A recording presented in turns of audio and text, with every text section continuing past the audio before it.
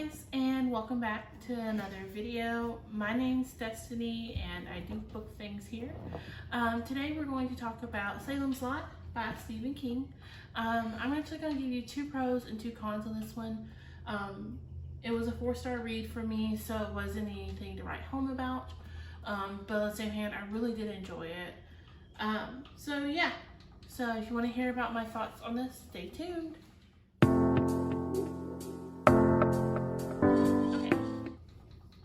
For this one, my first con is going to be the language. It's not the book's fault though, so I did not ding it because of its language. This was written in, let me double check real quick, hold on guys.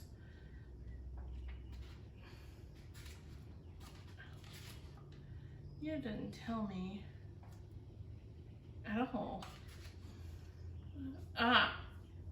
1975.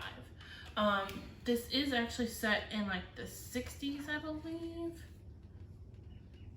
Yeah.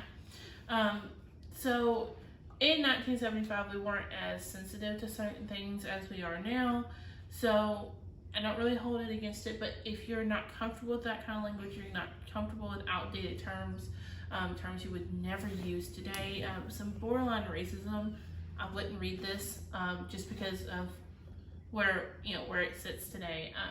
My first pro is actually the front of this novel. I don't know if this one is special, but this one has a introduction by Stephen King himself, and he talks about how he would go to the library and get books, and his mother would call them garbage, but wouldn't stop him from reading them. And how his love for Bram Stoker's Dracula started, and how she would call it, I believe, educated trash. Let me look on, because he says so.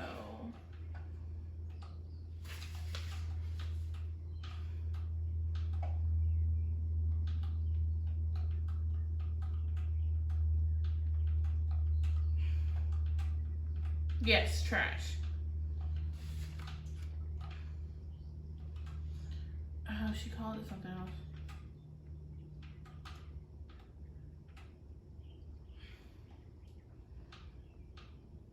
Anyways, she calls it trash, but she never dissuades him or his brother from reading what they love and what they want to read. He talks about how in 1957, which is where this book is set, his love for Dracula and how he wanted Dracula to meet small town America almost. And that's what this is. It was actually pretty good. My other con for this was the pacing. And I can tell you, because I've read most of his new one, The Outsider. It's not like this was all King books that I've read so far. This one, we knew what was happening before the characters, and it took them like 400 pages to figure out what was going on. And it was a bit annoying because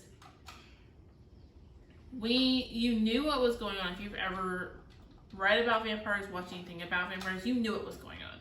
You knew it was a vampire. But the characters in the book, it took them so long to get it. And I finally at page 400, I was like, if they don't get it, I'm going to scream at this book at this point. And then they got it, and I was like, okay, cool. And I started fighting them, and it got really good. My second pro would be the way religion played into this, because it was like old school vampire, where like holy water and crosses and stuff like that. Like, it was good to that. I also appreciated the beginning when I finished it. I didn't appreciate it as much as I did when I finished. Once I finished, I appreciated it a ton. This book was really actually quite good.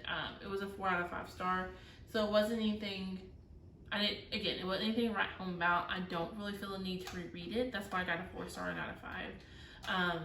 I've been moving around my rating system, and if I want to read again, like if I want to reread, then it's a 5-star. But if I don't want to reread, I'm just like, cool, I read it, it was good, I'm not revisiting that, it's a 4-star.